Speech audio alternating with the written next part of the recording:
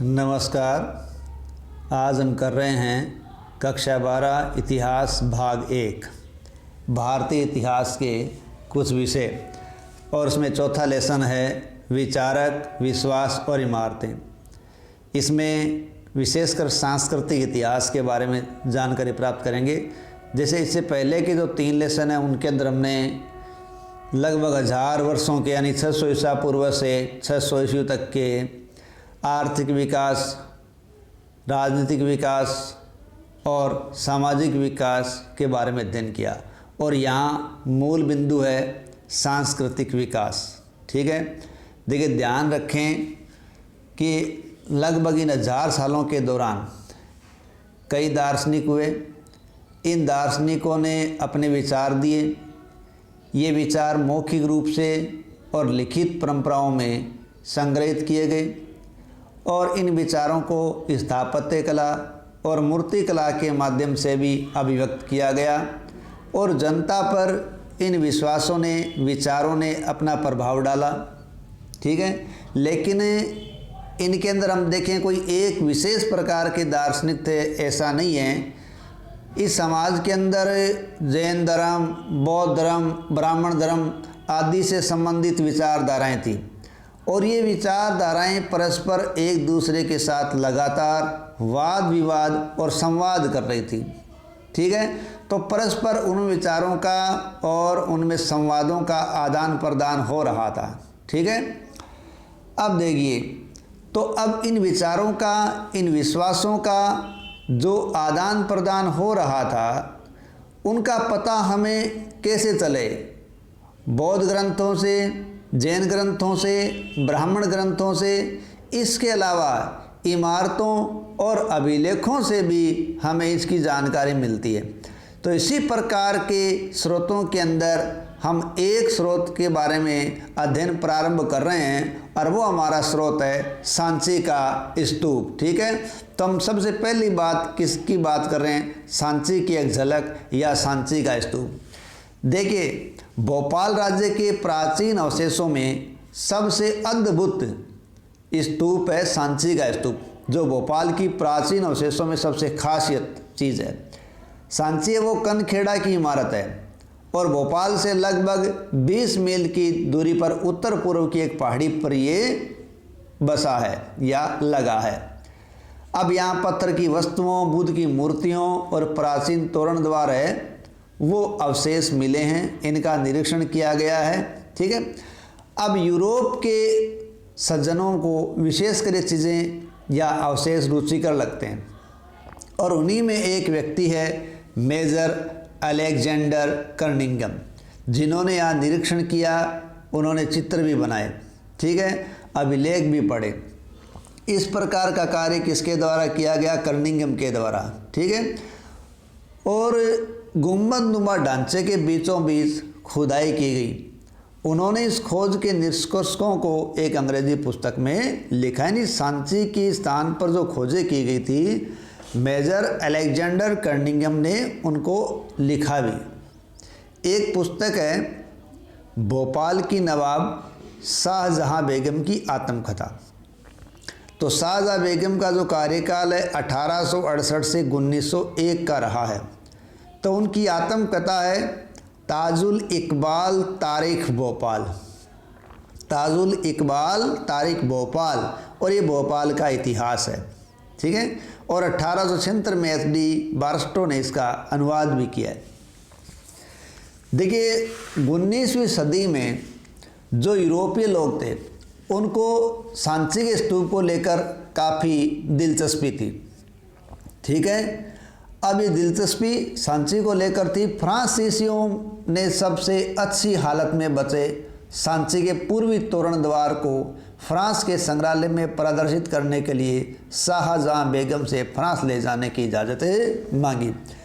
यानी पूर्वी तोरण द्वार है जो सबसे अच्छी स्थिति में बचा था, फ्रांसीसियों ने उसे फ्रांस संग्रहालय में ले जाने की इजाज़त मांगी, और कुछ समय के लिए अंग्रेज़ों ने भी यह कोशिश की, लेकिन शाहजहां बेगम ने क्या किया? एक बीच का रास्ता निकाला, और उन्होंने उसकी प्लास्टिक की प्रतिकृतियाँ बनवाई और प्लास्टिक की प्रतिक्रिया देकर किसी तरह उन्होंने मूल कृति को बचाने में कामयाबी प्राप्त कर ली और वो यूरोपीय लोग हैं वो प्लास्टिक की प्रतिकृति बनाकर संतुष्ट या प्राप्त करके संतुष्ट हो गए। तो भोपाल के शासकों शाहजहाँ बेगम और उनकी उत्तराधिकारी सुल्तान जहाँ बेगम ने इस प्राचीन स्थल के रख रखाव के लिए धन का अनुदान भी दिया। ठीक है, यानी बाद में कौन यहाँ शासिका हुई? शाहजहाँ बेगम के बाद सुल्तान जहाँ। ठीक है, उसने यहाँ के संरक्षण के लिए अनुदान दिया। आश्चर्य की बात नहीं रही कि जॉन मॉर्सल ने सांची पर लिखे अपने महत्वपूर्ण ग्रंथ को सुल्तान जहाँ को समर्पित किया। यानी यहाँ जॉन मॉर्सल ने क्या किया कि एक लेख लिखा है, अपना जो पुस्तक लिखा है, ग्रंथ लिखा है, वो उन्होंने सुल्तान जहाँ को समर्पित किया। क्योंकि सुल्तान जहाँ ने क्या किया, एक संग्रहालय और अतिथिशाला बनाने के लिए अनुदान दिया था और वहाँ रहते हुए जॉन मॉर्सल ने पुस्तकें लिखी थी। यानी यहाँ देखने के लिए अतिथि आते रहते थे तो उन्होंने वहाँ अतिथिशाला बनवा दी और जॉन मॉर्सल ने यहाँ रहकर ही पुस्तकों का रचना किया था। ठीक है, इस पुस्तक के विभिन्न खंडों के प्रकाशन के लिए भी सुल्तान जहाँ बेगम ने क्या किया, अनुदान दिया था। इसलिए स्तूप अपनी जगह बना रहा। इस प्रकार इस स्तूप को बचाने के पीछे विवेकपूर्ण निर्णय थे और हम इस मामले में भाग्यशाली रहे कि हम इस स्तूप को बचा सके और रेल जैसे ठेकेदार या निर्माताओं की नज़र इस पर नहीं पड़ी, नहीं तो वो इसको भी खुर्द बुर्द कर देते। ठीक है, बौद्ध धर्म के इस महत्वपूर्ण केंद्र की खोज में आरंभिक बौद्ध धर्म के बारे में हमारी समझ में महत्वपूर्ण बदलाव आते हैं और आज ये जो जगह है सांची, वो भारतीय पुरातात्विक सर्वेक्षण के सफल मरम्मत और संरक्षण का एक जीता जागता उदाहरण हमारे सामने है। यदि सांची का महान स्तूपन देखना चाहें तो जब दिल्ली से भोपाल की रेल यात्रा करें तो पहाड़ी के ऊपर एक मुकुट जैसी खूबसूरत स्तूप देखने को मिलता है और वही क्या है, सांची का स्तूप है। अब देखिए बात ये आती है कि ये स्तूप क्यों बनाया गया, इसकी रेलिंग क्यों लगाई गई, इसको किसने बनाया, इसकी खोज कब की गई।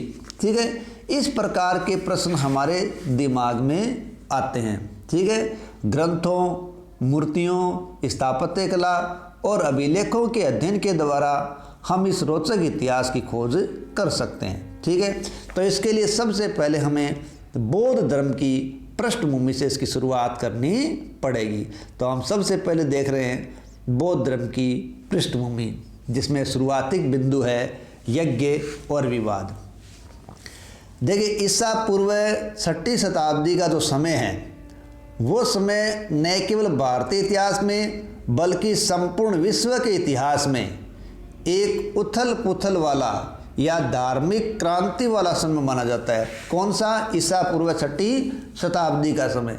अब उथल पुथल और धार्मिक क्रांति वाला क्यों माना जाता है कि ईसा पूर्व 6वीं शताब्दी में ईरान में विचारक हुए जरथुस्त्र और चीन में हुए खुंगतसी।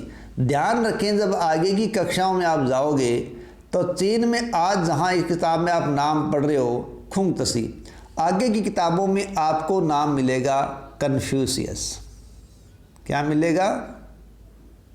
कन्फ्यूशियस, क्योंकि यह खुंगतसी ही कन्फ्यूशियस है जो आगे किताबों में इसी नाम से जाना जाएगा। ठीक है, तो ईरान में जरथुस्त्र, चीन में खुंगतसी, यूनान में सुकरात, प्लेटो, अरस्तु जैसे दार्शनिक हुए और भारत में महावीर स्वामी और महात्मा बुद्ध जैसे दार्शनिक हुए।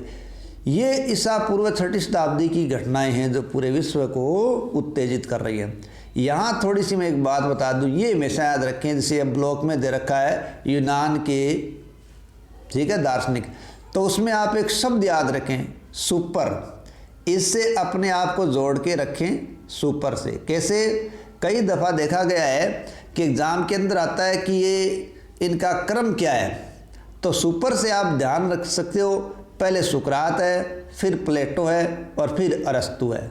ठीक है, सुकरात, प्लेटो, अरस्तु। एक अलग दार्शनिक का नाम आप सुनते हो पाइथागोरस। देखिए पाइथागोरस इनसे पहले का है। ठीक है, तो सुपर से आप इस नाम को जोड़े रखना। तो ये थे दार्शनिक जो अलग अलग जगहों पर धार्मिक क्रांति ला रहे हैं। ठीक है, तो अब इन्होंने क्या किया, इन चिंतकों का जब उद्भव हुआ तो उन्होंने जीवन के रहस्यों को समझने का प्रयास किया। साथ साथ वे इंसानों और विश्व की व्यवस्था के बीच रिश्ते को समझने की कोशिश कर रहे थे। इंसान और विश्व की जो व्यवस्था है, रिश्ता है, उसको क्या किस प्रकार संबंधित करें, ये कोशिश कर रहे थे। और यही वो समय था जब गंगा घाटी में नए राज्य और नए नए शहरों का विकास हो रहा था और सामाजिक और आर्थिक जीवन में कई प्रकार के बदलाव आ रहे थे। कब? ईसा पूर्व 6वीं शताब्दी में, यानी द्वितीय नगरीकरण की शुरुआत हो रही थी। एक तरफ दार्शनिकों का उदय हो रहा था, ठीक है, और लोगों के दिमाग में मनुष्य और विश्व व्यवस्था के बीच रिश्ते को समझने की कोशिशें आगे बढ़ रही थी। ठीक है, तो उसी दौरान की बात आती है यज्ञ की परंपरा। ठीक है, यानी यज्ञ की परंपरा में देखिए, चिंतन, धार्मिक विश्वास और व्यवहार की कई धाराएं हैं, वो प्राचीन युग से चली आ रही थी।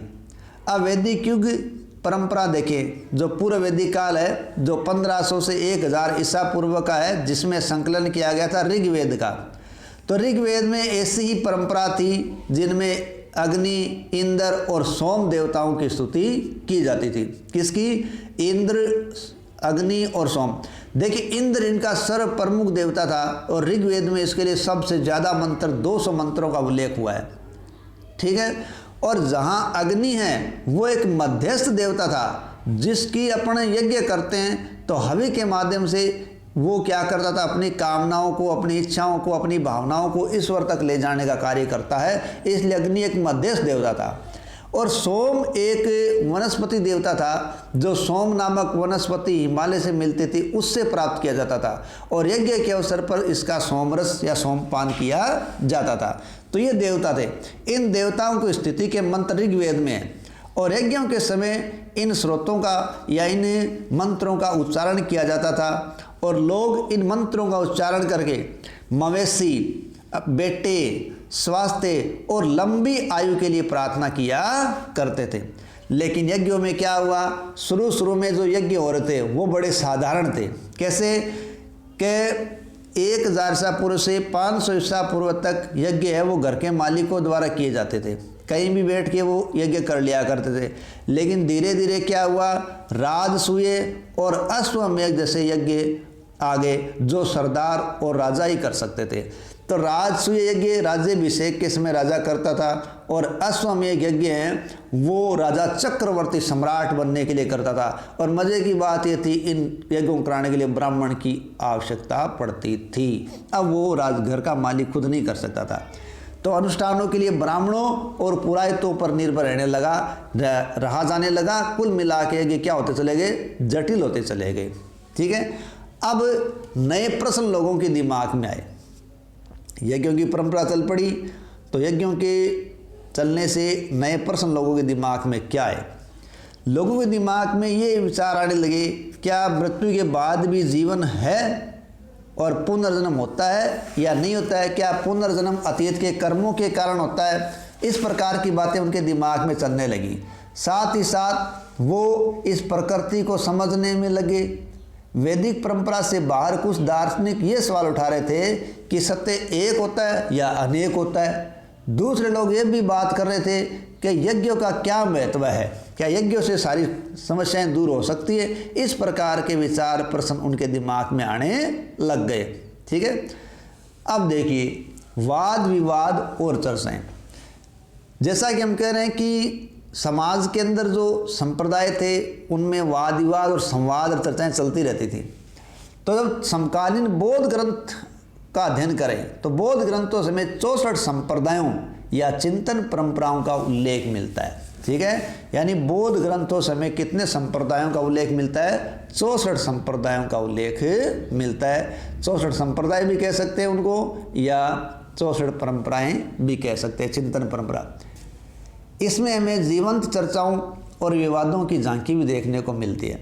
इसमें पता चलता है कि जो आचार्य या शिक्षक थे एक स्थान से दूसरे स्थान तक घूम कर अपने दर्शन या विश्व के विषय में अपनी जो समझ है वो एक दूसरे को बताया करते थे और उस विषय में सामान्य लोगों से वो तर्क वितर्क करते थे।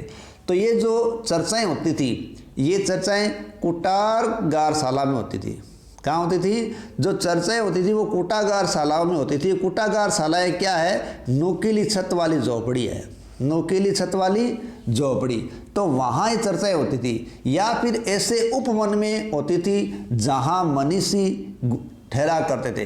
यानी घुमक्कड़ लोग जो ज्ञाता थे वो मनीषी थे, घुमक्कड़ मनीषी लोग जहाँ उपवन में ठहरते थे वहाँ भी ऐसी चर्चाएं होती थी। यदि शिक्षक अपने प्रतिद्वंद्वी को यदि अपने तर्कों से हरा देता था, उसको समझा देता था, तो वो उसके अनुयायी बन जाते थे। इस प्रकार किसी संप्रदाय के लिए समर्थन है वो समय के साथ बढ़ भी जाता था और घट भी जाता था। ये तर्क पर डिपेंड करता था। इनमें से कई शिक्षक, इनमें महावीर स्वामी और महात्मा बुद्ध भी थे, ये वेदों के प्रभुत्व पर प्रश्न उठा रहे थे। ठीक है, महात्मा बुद्ध, महावीर स्वामी, ये शिक्षक क्या थे? ये वेदों के प्रभुत्व पर प्रश्न उठा रहे थे। उन्होंने ये भी माना कि जीवन में दुखों से मुक्ति का प्रयास हर व्यक्ति खुद कर सकता है। और ये बात ब्राह्मणवाद से बिल्कुल अलग थी, क्योंकि ब्राह्मणवाद के अंतर्गत ये माना गया था कि किसी व्यक्ति का अस्तित्व उसकी जाति और लिंग से ही निर्धारित होता है और वो व्यक्ति अपनी मुक्ति का मार्ग खुद नहीं तलाश सकता। ये ब्राह्मणिक प्रक्रिया थी। उपनिषदों की कुछ पंक्तियों के अंदर पता चलता है, जैसे 6वीं शताब्दी ईसा पूर्व में छांदोग्य उपनिषद के 2 श्लोक आते हैं जो आत्मा की प्रकृति के बारे में। तो एक आत्मा की प्रकृति के बारे में बताता है, मेरी ये आत्मा धान या यव या सरसों या बाजरे के बीज की गिरी से भी छोटी है। मन के अंदर छुपी मेरी आत्मा पृथ्वी से भी विशाल है, क्षितिज से भी विस्तृत है, स्वर्ग से भी बड़ी है और इन सभी लोकों से भी बड़ी है। तो वो छोटी और बड़ी दोनों की बात बता रहा है। दूसरा है उपनिषद छांदोग्य से ही एक बात और, सच्चा यज्ञ। ये पवन जो बह रहा है निश्चय ही एक यज्ञ है, बहते बहते ये सबको पवित्र करता है, इसलिए ये वास्तव में यज्ञ है। यानी उपनिषद है वो इस पवन को भी एक यज्ञ के भांति मान रहा है। ठीक है, अब देखिए बौद्ध ग्रंथ किस प्रकार तैयार और संरक्षित किए गए। देखिए, बुद्ध चर्चा और बातचीत करते मौखिक शिक्षा देते थे। स्त्री पुरुषों को सबको शिक्षा देते, सब उनकी चर्चा को सुनते थे और मौखिक के काम होता था, लिखित रूप में कुछ भी नहीं होता था। लेकिन उनकी मृत्यु के बाद 5वीं-6वीं शताब्दी में उनके शिष्यों ने ज्येष्ठों का मतलब है ज़्यादा वरिष्ठ श्रमण, ठीक है, ज्येष्ठों की एक सभा बुलाई गई और वैशाली बिहार में बुलाई गई। ठीक है, और यहाँ उनकी शिक्षाओं का संकलन किया गया, वो भी त्रिपिटक के रूप में। अब ये त्रिपिटक क्या है? देखो, त्रिपिटक एक पाली भाषा का शब्द है जिसका मतलब होता है टोकरी। और ये पिटक कौन कौन से हैं? विनय पिटक, सुत्त पिटक और अभिधम पिटक। तो 3 पिटक लिखे गए। ठीक है, अब विनय पिटक में क्या है? संघ या बौद्ध मठ में जो रहने वाले लोग हैं उनके जो नियम है वो नियम किस में लिखे गए हैं? विनय पिटक में। संघ के मठ के रहने वाले लोगों के नियम। जबकि महात्मा बुद्ध की जो शिक्षाएं हैं वो सुत्त पिटक के अंदर संग्रहित की गई है। किस पिटक के अंदर? सुत्त पिटक। तो पिटक कौन कौन से आ रहे हैं? एक तो आ रहा है विनय पिटक जिसमें नियम है, दूसरा आ रहा है सुत्त पिटक जिसमें बुद्ध की क्या है? शिक्षाएं, और तीसरा जो दर्शन है वो है अभिधम पिटक। ठीक है, 3 है। तो पिटक में क्या है? बुद्ध की शिक्षाएं, और दर्शन से जुड़े नियम किसमें? अभिधम पिटक में। ठीक है, और ये जो पिटक थे वो कई ग्रंथों के अंदर बांटे हुए थे। धीरे धीरे ये बौद्ध धर्म है वो श्रीलंका जैसे नए इलाकों में फैल गया, और द्वीप वंश जिसका मतलब है द्वीप का इतिहास और महान इतिहास जैसे क्षेत्र विशेष के बौद्ध इतिहास को भी लिखा गया। ठीक है, इनमें से कई रचनाओं में बुद्ध की जीवनी लिखी गई है और ज़्यादातर पुराने ग्रंथ पाली में ही है। बाद के युगों में संस्कृत ग्रंथ भी लिखे गए। और जब बौद्ध धर्म पूर्व एशिया में फैला तब फाहियान, हरावहनसांग जैसे चीनी यात्री बौद्ध ग्रंथों की खोज में और बौद्ध धर्म के बारे में जानने के लिए भारत आए, और वे पुस्तकें अपने देश ले गए और विद्वानों ने उनका अनुवाद भी किया। ठीक है, हिंदुस्तान के बौद्ध शिक्षक भी दूर दराज के देशों में गए थे और बुद्ध की शिक्षाओं को उन्होंने प्रसार किया और पुस्तकें भी लिखी थी। ठीक है, कई सदियों तक ये पांडुलिपियाँ एशिया के भिन्न भिन्न इलाकों में बौद्ध विहारों में संरक्षित थी। पाली, संस्कृत, चीनी और तिब्बती भाषाओं में लिखे इन ग्रंथों से आधुनिक अनुवाद तैयार किए गए हैं। इस प्रकार इनका संरक्षण किया गया और आज प्राप्त करके इनको क्या किया गया, उनके बारे में जानकारी प्राप्त की गई अनुवाद करके। नियतिवादी और भौतिकवादी। ठीक है, देखिए सूत्र पिटक से हमें कुछ जानकारी मिलती है जिसमें महात्मा बुद्ध और अजातशत्रु है उनके बीच बातचीत होती है। उस बातचीत से हमें पता चलता है कि उस समय समाज के अंदर नियतिवादी और भौतिकवादी दो प्रकार के विश्वासों का प्रचलन था। जो आजीविक संप्रदाय के लोग थे, ठीक है, वो अक्सर नियतिवादी थे। आजीविक संप्रदाय के लोग नियतिवादी थे। तो उनकी नियतिवादिता में क्या था कि जो कुछ चल रहा है, जो सब कुछ चल रहा है, वो सब पूर्व निर्धारित है। यानी इस संसार में जो कुछ चल रहा है वो पूर्व निर्धारित है। ये बात कौन कह रहा है? नियतिवादी। और ये आजीविक संप्रदाय के लोग मानते थे। लेकिन जो लोकायत संप्रदाय के थे वो भौतिकवादी थे। वो ये नहीं मानते थे कि जो कुछ चल रहा है वो पूर्व निर्धारित है, वो ऐसा नहीं मानते थे। इस प्रकार लोगों की बातों के अंदर भी विभेद था। तो आज के इस पार्ट में इतना ही, शेष अगले पार्ट में। धन्यवाद।